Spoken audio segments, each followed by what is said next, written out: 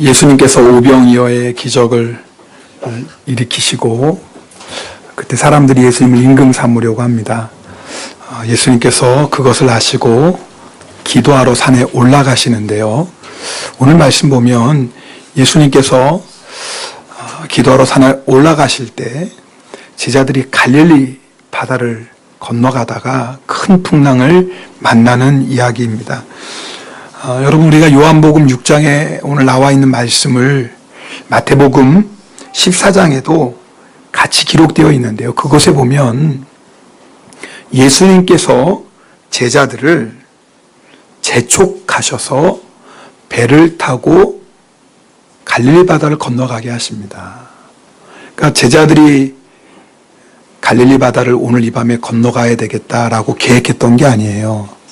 누가 말씀하셨다고요? 예수님께서 빨리 건너가라 재촉하셨어요. 제자들은 예수님의 말씀에 순종해서 지금 갈릴리 바다를 건너가고 있는 것입니다. 그런데 그 밤에 큰 풍랑을 만나고 말았습니다. 여러분, 우리 생각에는 예수님의 말씀에 순종해서 가는 것이니까 풍랑을 만나지 말아야 되잖아요. 설령 풍랑이 일어나더라도 예수님께서 지켜주셔야지, 막아주셔야 되지 않겠습니까? 그런데 제자들이 가고 싶어서 간 것도 아니고 예수님께서 가라고 해서 갔는데 큰 풍랑을 만나서 어려움을 당하고 있었습니다. 사도행전 16장을 보면 바울과 실라가 아시아에서 복음을 전하려고 합니다. 그런데 예수의 영이, 성령이 허락하시지 않는 거예요.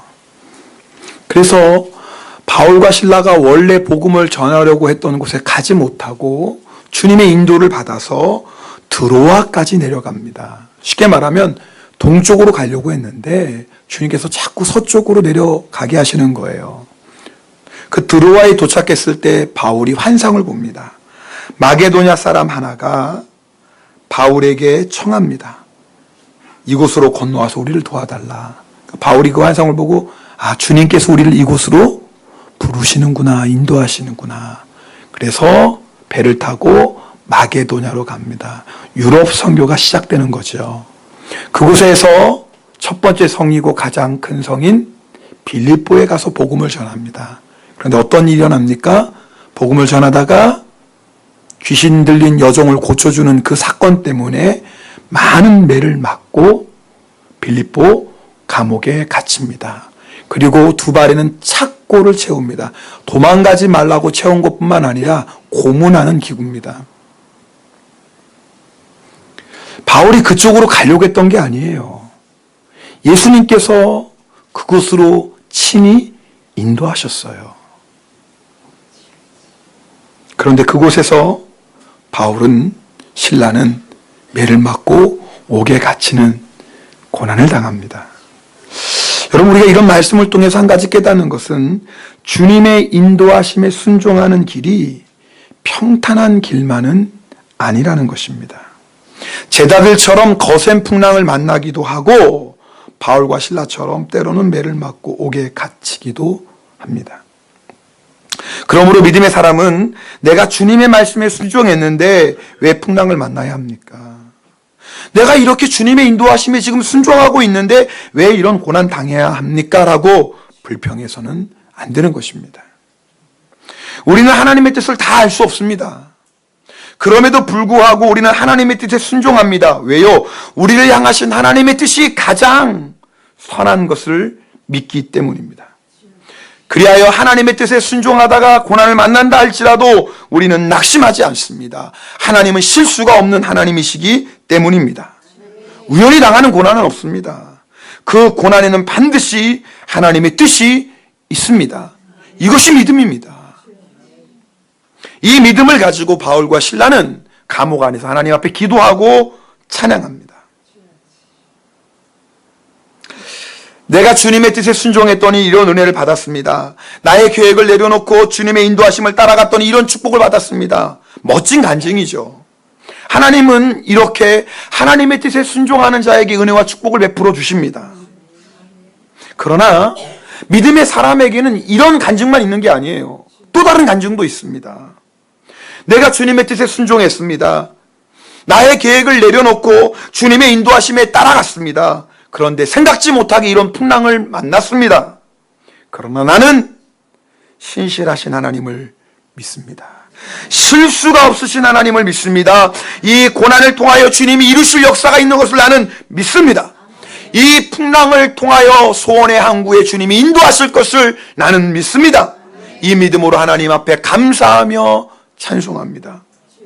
이것이 얼마나 멋지고 위대한 간증입니까? 저는 우리들이 이런 믿음의 간증을 할 수 있는 하나님의 사람들이 되기를 원합니다. 바울과 실라가 기도하고 찬송했을 때 어떤 일이 일어납니까? 갑자기 큰 지진이 일어납니다. 옥토가 막 흔들립니다. 감옥의 문들이 열어지고 죄수들을 메고 있던 쇠사슬이 다 풀어집니다. 그 일을 통해서 빌립보 감옥의 간수와 온 가족이 구원을 받습니다. 그러나 바울은요, 그 일을 통해서 놀라운 하나님의 역사를 체험한 겁니다. 물론 그전에도 귀신을 쫓아내고 병든 자도 고쳤죠. 그러나 옥토가 흔들리고 큰 지진이 나서 말이에요, 옥문이 열리고 심지어는 모든 죄수들의 쇠사슬이 풀어지는 것을 보면서 하나님이 얼마나 전능하신 분인지 새삼 깨달았을 것입니다. 그 이후로 바울은요, 복음을 전할 때 많은 고난을 만납니다. 그러나 그때마다 어떤 생각을 했겠어요? 나와 함께 계시는 주님은 어떤 주님이에요? 큰 지진을 일으켜서 온 문도 활짝 여시는 주님인데, 그 주님이 나와 함께 계시는데 내가 무엇을 두려워할까? 바울 안에는요, 이 놀라운, 이 강하고 담대한 믿음의 경험을 했던 것이에요. 풍랑으로 인하여 고난당하고 있는 제자들에게 예수님이 찾아오십니다. 처음에는 제자들이 유령인 줄 알았어요.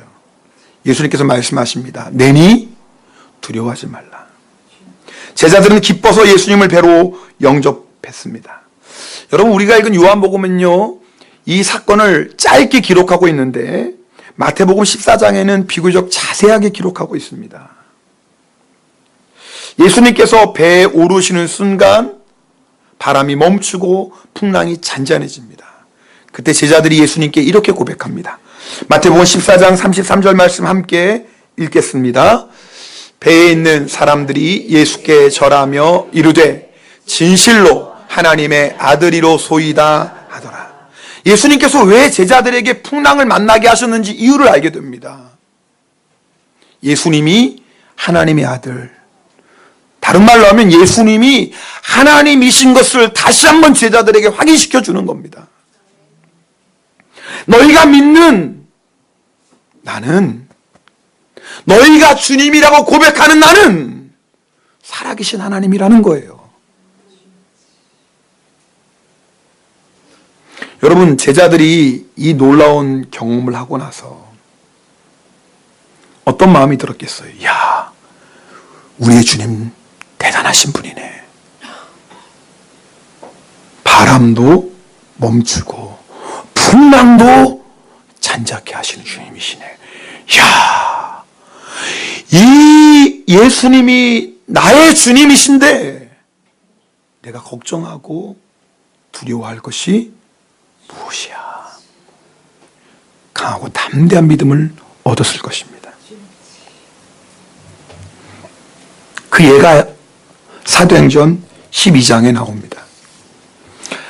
헤롯 왕이 예수님의 제자 요한의 형제 야고보를 붙잡아 칼로 죽입니다. 제사장들과 장로들이 너무 좋아해요. 그래서 뭐예요? 이제는 베드로까지 잡습니다. 베드로를 옥에 가둬놓습니다. 얼마나 삼엄하게 경계를 서는지 몰라요. 군인 4명이 한 조가 되어서 4조가 베드로를 삼엄하게 감시합니다. 자, 그 밤이 지나고 날이 새면 베드로는 처형을 당해야 됩니다. 근데 그 밤에 주의 사자가 나타납니다. 주의 사자가 나타날 때 옥이 환한 광채가 빛났다라고 성경은 기록해요. 환한 광채. 그렇겠죠. 그럼 웬만한 사람 같으면 뭐예요? 기절을 어떻게 해요? 지금, 자는데, 기절은 좀 이따 해야 되고, 지금 자고 있거든요. 네, 잠을 자고 있으니까, 그런 상황이면 어떻게 돼요?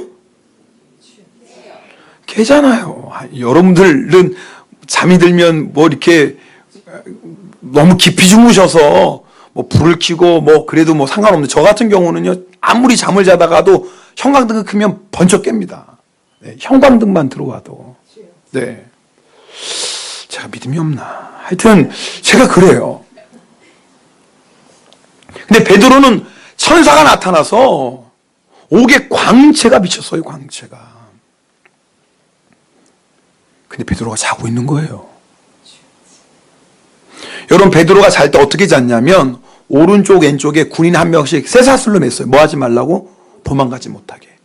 여러분, 얼마나 불편하겠어요. 옥, 감옥 안에서.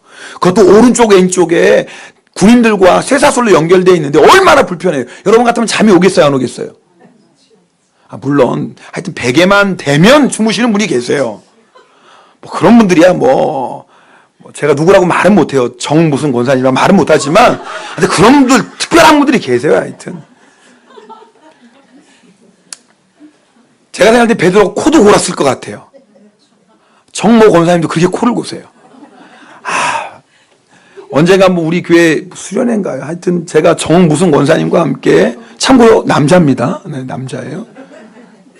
잠을 얼마나 코를 심하게 고는지 저는 잠을 못 자겠는 거예요. 이리 지턱 저리 지턱, 어휴, 세상에 탱크가 지나가요. 그래가지고 권사님 불러도 듣나? 도저히 안 되겠어 제가 권사님 죄송하고 비기를 뺐었어요.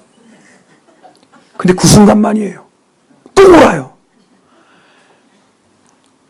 제가 그런 환난과 핍박을 많이 받았습니다.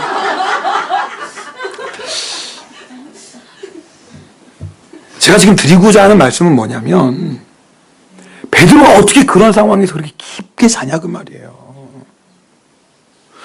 도저히 안 되겠어 천사가 베드로의 옆구리를 쳤다 그랬어요. 우리가 사람 깨울 때 흔들어 깨우잖아요. 흔들어 깨우는 게 아니에요. 옆구리를 뭐 했다?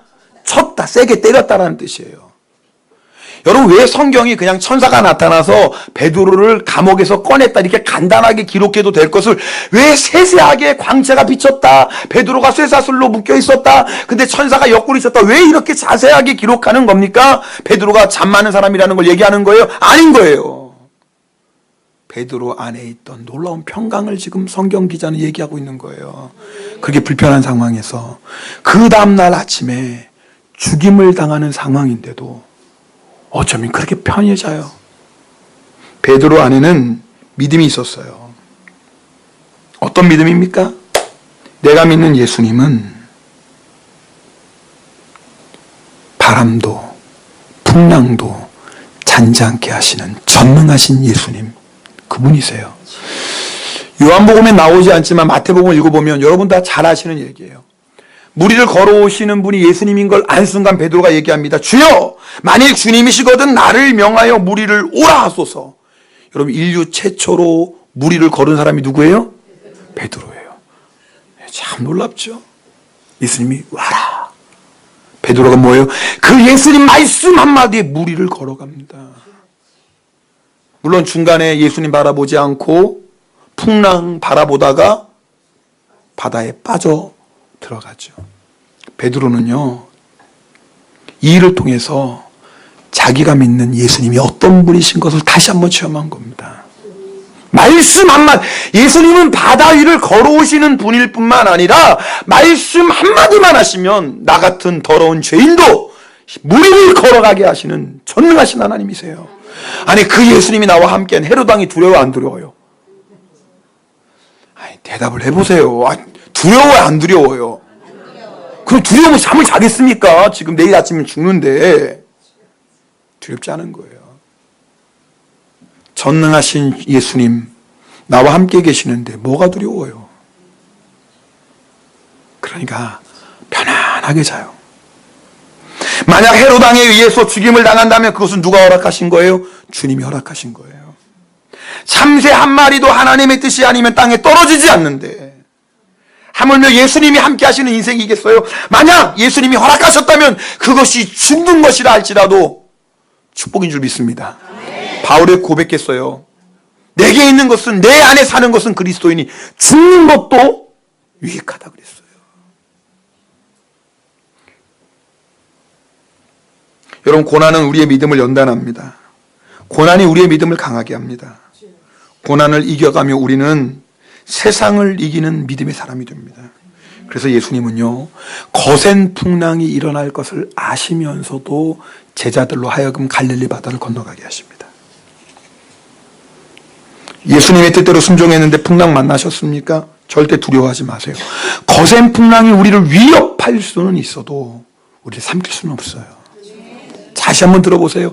여러분, 세상에 그 어떤 험한 풍파가 우리를 두렵게 할 수는 있어요. 마치 삼킬 듯이 달려들 수는 있지만 그 풍랑으로 인해서 망하는 성도는 한 사람도 없습니다. 그 풍랑 때문에 주님 바라보지 못하고, 그 풍랑 때문에 의심하고, 그 풍랑 때문에 불평하고 원망하고, 그래서 물속에 빠지는 것이지 풍랑 때문에 망하는 인생은 없다 그 말입니다. 그러므로 풍랑을 만났을 때 우리가 해야 될 일은 제자들이 예수님을 배에 영접했던 것처럼 예수님을 나의 인생에 영접하는 거예요. 오직 예수님만 붙잡는 거예요. 예수님이 나의 주님인 것을 고백하며 주님께 끝까지 믿음으로 순종하는 것입니다. 풍랑 만났을 때 제일 어리석은 건요, 주님, 내가 왜 이런 풍랑 만나야 돼요? 내가 주의 말씀대로 살려고 했는데 왜 이런 풍랑 만나야 돼요? 불평하고 원망하는 것입니다. 그런데요, 많은 사람들이 풍랑을 만나면 주님을 바라보고 주님을 붙잡고 주님을 의지하는 것이 아니라 주님께 불평하고 원망하더라 그 말이에요. 이스라엘 백성이 그랬어요. 여러분, 이스라엘 백성이 애굽 땅에서 얼마나 큰 하나님의 기적을 봅니까? 그것뿐만인가요? 하나님이 이스라엘 백성 앞에서 홍해를 가르셨어요. 바다 밑을 마른 땅 걷듯이 건너갔어요. 뿐만인가요? 그것을 보고 세계 최강의 이집트의 전차 부대가 뒤따라오다가 어떤 일이 일어납니까? 바닷물이 다시 합쳐짐으로 전멸합니다. 자기들 눈앞에서 그런 역사를 똑똑히 봤어요. 그런데도요, 어려운 일을 만나면 불평하고 원망해요.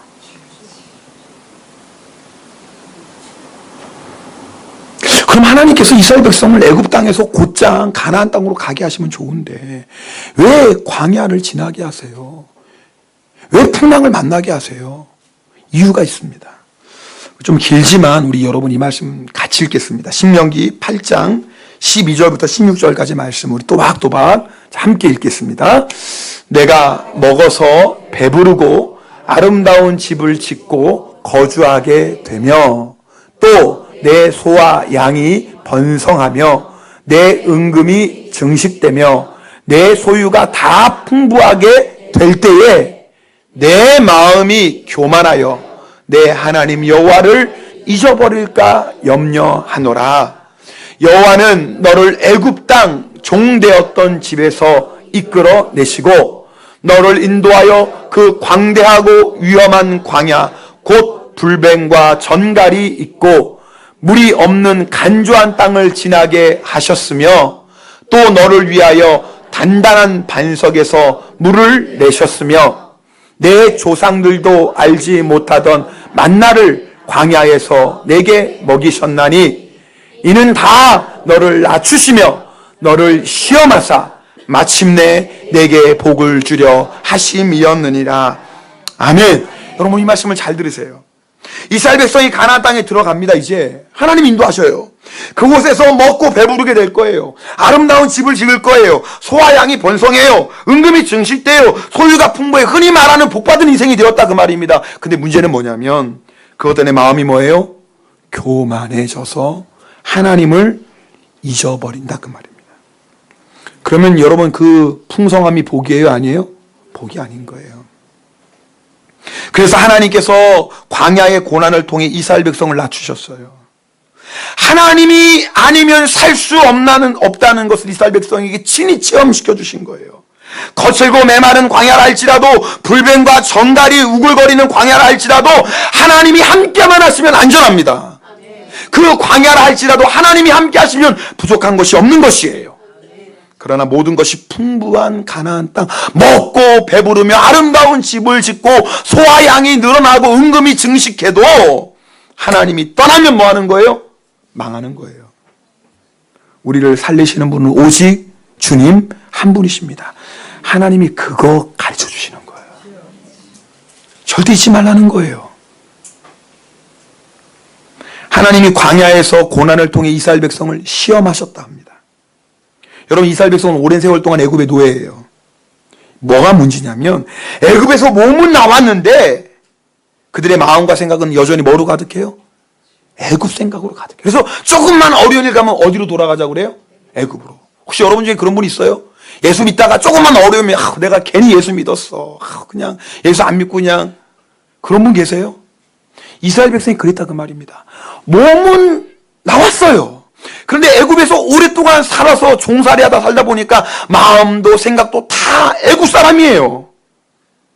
여러분, 그런 마음, 그런 생각으로 가나안 땅에 들어가면 몸은 가나안 땅에 있다 할지라도 애굽처럼 사는 거예요. 애굽처럼. 무슨 말이에요? 예수를 믿었다고 해도 여전히 세상 사람처럼 산다 그 말입니다. 교회는 나오고 예배는 드린다고 하지만 생각하는 거, 말하는 거, 살아가는 거 보면 세상 사람하고 똑같아요. 그러면 어떻게 하나님께서 그 사람을 통해서 역사하실 수 있겠냐 그 말입니다. 그래서 하나님은요, 이스라엘 백성을 가나안 땅으로 인도하시기 전에 그들의 마음과 생각과 몸에 배인 애굽의 때를 씻어주시는 거예요. 광야의 고난을 통해서, 풍랑을 통해서. 결국 그 일을 통해서 마침내 뭘 주시려고요? 복을 주려 하십니다. 그러므로 성도 여러분, 고난을 만났을 때, 풍랑을 만났을 때 하나님의 이 놀라운 섭리가 있는 것을 믿으시고 오직 하나님 한 분 겸손하게 붙잡고 나를 살리시는 분이 하나님이신 것을 믿을 수 있길 바랍니다. 여러분, 풍랑 만났을 때 어리석은 인생은 뭐냐면 내 힘으로 벗어나려고 하는 거예요. 여러분, 오늘 말씀 보면 제자들이요, 풍랑을 만났을 때 자기 힘으로 벗어나려고 했어요. 오늘 요한복음에 보면은 저녁 해질 무렵이에요. 저물 때 배를 탔어요. 몇 시인지 정확히 모르겠지만 6시쯤 배를 탔다고 합시다. 그런데 예수님이 나타나는 시간은 요한복음이 없지만 여러분 다른 성경에 보면은 밤 사경이라 그랬어요. 새벽 3시부터 6시 사이예요. 그럼 뭐예요? 최소한 몇 시간 동안? 계산이 안 되시죠? 죄송합니다. 너무 어려운 걸 물어봤어요. 저녁 6시쯤에 배를 탔는데 새벽 3시에 6시 사이 예수님이 나타났다. 그럼 몇 시간 동안 지금 그냥 풍랑 만나서 고생하는 거예요? 9시간. 여러분, 제자들이 누구예요? 갈릴리 바다 어부예요. 갈릴리 바다 하면 손끝 보듯 보는 거예요. 어려서부터 갈릴리 바다에서 살았어요. 갈릴리 바다에서 잔뼈가 굵은 사람이에요. 갈릴리 바다 하면 하는 사람들이 예수님의 제자들이에요. 여러분, 그러나 그렇게 갈릴리 바다 잘하는 것 같고 그렇게 경험 많고 지혜 있는 것 같아도 인간은 얼마나 연약한 줄 아세요? 그 풍랑 자기 힘으로 감당할 수 없는 겁니다. 아직도 어떤 문제 와도 나는 내 힘으로 충분히 해결할 수 있어. 죄송합니다. 혹시 여러분 가운데 그런 분이 있다면 아직 인생을 모르는 분입니다. 그 사람이 50이건 70이건 그건 나이랑 관계없는 거예요.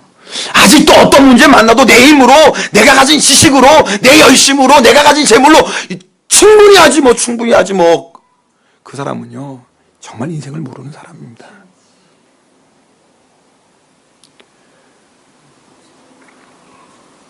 그래서 인생의 풍랑을 만나봐야지 교만함이 깨지는 거예요. 내가 똑똑한 줄 알았는데, 내가 꽤나 잘난 줄 알았는데, 내 힘으로 잘 살 줄 알았는데 알고 보니까 아무것도 아닌 거예요.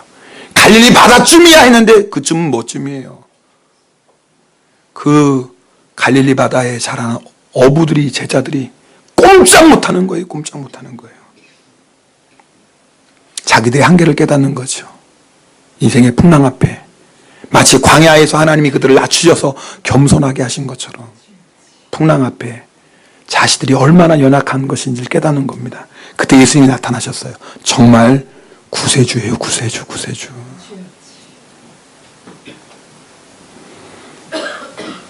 그래서 예수님이 배에 오르시자 예수님께 뭐 했어요? 경배하는 겁니다. 여러분, 우리가 언제 진정으로 예수님을 경배합니까? 언제 우리가 겸손한 마음으로 예수님을 의지합니까? 정말 예수님밖에 없습니다 하고 주님 붙잡습니까? 인생의 풍랑만 쓰세요. 죄송하지만 잘 나갈 때는요, 말로는 주님이 하셨습니다 뭐 고백해도요, 마음속 내가 똑똑해, 내가 열심히 했지, 나 괜찮아, 우리 안에 은근히 이런 교만함이 있습니다. 제 안에도 있고 여러분 안에도 있습니다. 그게 우리입니다. 근데 풍랑을 딱 만나보세요. 내가 좀 한다고요? 내가 좀 한다고요? 내가 좀 괜찮다고요? 천만에요. 우리가 얼마나 연약하고 우리 힘으로 아무것도 할 수 없는 무력한 존재인 것을 깨닫습니다. 그때 진짜 예수님을 경배하게 되는 거예요. 나는 주님밖에 없습니다. 주님, 나는 정말 주님밖에 없습니다. 내가 의지할 분은 주님밖에 없습니다. 나를 살려주실 분은 주님밖에 없습니다. 주님, 나를 긍휼히 여겨주십시오. 정말 예수 믿는 사람이 되는 것입니다. 여러분 가운데 풍랑 만난 사람이 있습니까? 그렇다면 주님 앞에 무릎 꿇으십시오. 그리고 주님을 경배하십시오. 그리고 여러분의 모든 것 주님께 다 맡기고 오직 주님만 의지하십시오. 유기성 목사님이 군목 시절에 인관하기에 장교 훈련 받는 도중에 고관절 부위가 부러지는 중상을 입고 국군통합병원에 긴급 후송되었습니다. 엑스레이를 살펴보는 군의관이 상태가 너무 나쁘니까 최상의 치료를 받아도 10중 8구는 다리를 절게 된다고 말했습니다. 아니, 수술 집도하는 의사가 잘못하면 다리를 절 수 있겠어요, 절지도 몰라, 이런 말 들어도 얼마나 불안해요. 그렇잖아요. 수술하는 의사가 잘못하면 다리를 절 가능성도 있어, 이런 얘기 더 두려운데, 수술을 잘 받아도 최상의 수술을 해도 10중 8구는 다리 접니다. 이 얘기 아니, 이게 청천벽력 아닙니까?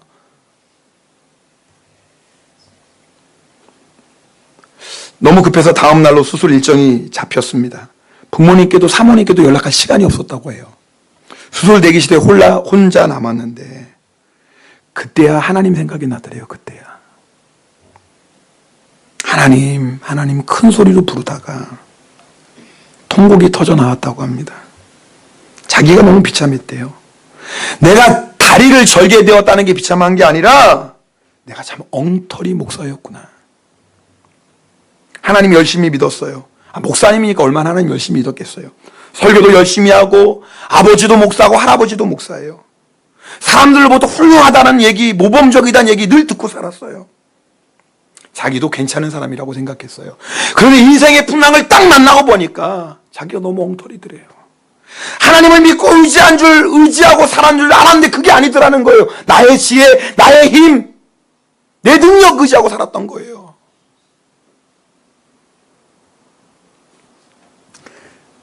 그날 밤에 하나님께서 목사님 마음 깊은 곳에 있는 것을 다 드러내 보여주셨대요. 야, 내가 엉터리구나. 얼마나 울며 회개했는지 몰라요. 하나님께서 보고 계신 것은 깨닫지 못한 채 사람의 눈에만 안 보이면 죄가 아닌 줄 알았대요. 새벽이 되었을 무렵 목사님은 이것이, 들어보세요, 사고가 아니라 하나님의 은혜라는 것을 깨달았어요. 여러분, 풍랑 만난 분들, 내가 왜 이런 풍랑을 만났지? 하나님 나 미워하시나? 하나님 나 사랑하시지 않나? 내가 이런 풍랑 만났어요? 아니에요. 사랑하시기 때문에 그래요. 여러분을 포기하실 수 없기 때문에 그래요. 그대로 여러분의 힘으로, 여러분의 능력으로, 여러분의 지혜로 살다가 망하니까 하나님이 망하지 않도록 우리를 살려주시기 위해 풍랑을 허락하신 것입니다. 내가 이 모습 이대로 어떻게 목사가 될 수 있을까? 그런 모습으로 목사 되면 큰일 나잖아요. 이대로 두면 안 될 것 같으니까 하나님께서 내 다리를 치셨구나. 기도 제목이 바뀌었대요. 그 전까지는 하나님 다리 절지 않게 해주세요. 기도했는데 기도 제목이 바뀌어서 하나님 이 오른 다리 하나님께 바치겠습니다. 사지가 멀쩡하면 또다시 나의 욕심을 따라 살려고 할 텐데 차라리 하나님을 위해 장애를 안고 살아가는 것이 낫겠습니다. 그렇잖아요.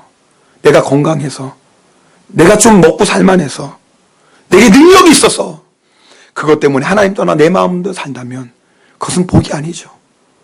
차라리 그럴 바에야 오른쪽 다리 저는 게 낫겠더래요. 그럼 하나님밖에 의지할 수가 없으니까. 하나님, 저는 이제 진짜 하나님의 종이 되고 싶습니다. 하나님이 가라고 하시는 곳에서 하나님이 주시는 사명을 감당하다가 하나님 앞에 갔을 때 나의 종아 수고했다. 나의 종아 수고했다. 이 말 한마디만 들으면 원이 없겠습니다. 근데 그 고백을 하는데 한없이 눈물이 막 나오더래요. 그때 흘린 눈물은 두려움과 비참함의 눈물이 아니라 내가 이제 진짜 목사가 되는구나. 내가 이제 진짜 예수님 만난 거구나. 내가 이제 진짜 하나님의 종이 되었구나. 내 인생이 변화되는구나. 그런 감격의 눈물이었습니다. 감사하게도 수술은 성공적으로 끝났고요. 2번의 추가 수술 끝에 목사님은 완전히 치료되어서 다리를 절지 않습니다. 목사님은 자신의 힘으로 어찌할 수 없는 풍랑을 만났습니다. 그리고 그 풍랑을 통해 예수님을 만났어요. 여러분, 신앙생활은 경험으로 하는 게 아니에요. 내가 예수 30년, 50년 믿었다, 그건 중요한 게 아니에요. 내가 예수님을 만났느냐, 그게 중요한 거예요. 내가 예수님을 만났느냐. 내가 만난 예수님은 풍랑도 잔잔케 하시고 내 생명 주관하시는 그 예수님 만났느냐, 그거예요. 여러분, 목사님이 만난 풍랑은요, 목사님을 삼키는 풍랑이 아니었어요. 목사님을 살리는 풍랑이었습니다. 그 풍랑을 통해 목사님은요, 정말 살아계신 예수님 만나고 주님이 원하시는 종이 되었습니다. 시편 107편 28절부터 30절 말씀 우리 함께 읽겠습니다. 같이 읽습니다. 이에 그들이 그들의 고통 때문에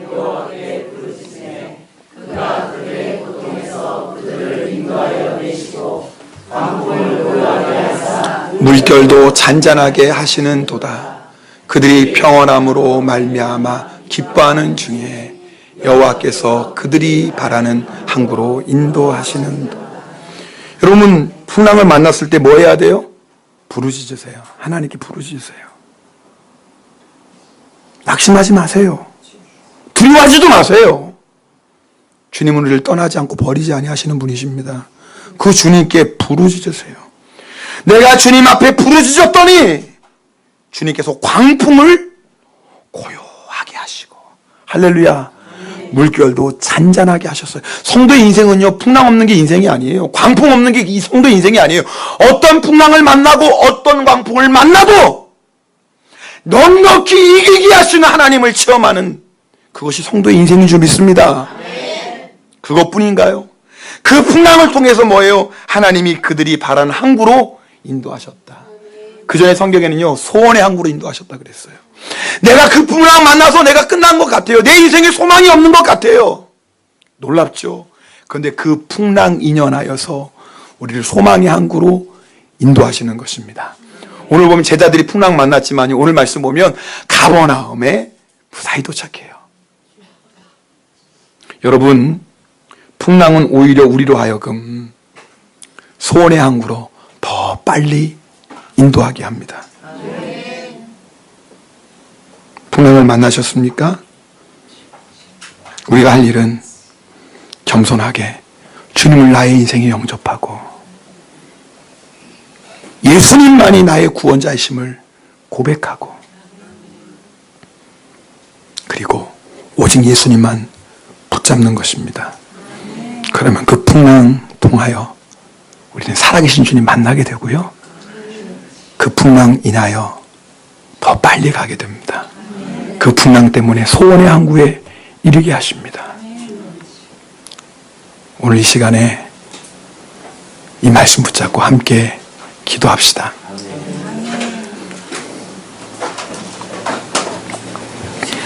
여러분 가운데 풍랑을 만난 분이 있죠. 혹시 그 풍랑 내 힘으로 한번 이겨보려고 몸부림치는 분 없습니까?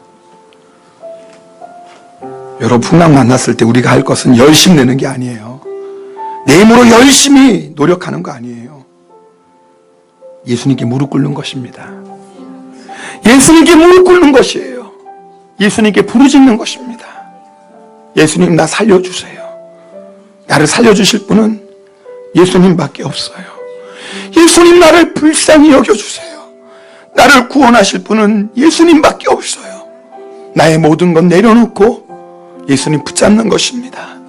그러면 주님이 풍랑을 잔잔케 하시고 우리를 소원의 항구로 인도하실 것입니다. 여러분 힘을 내십시오.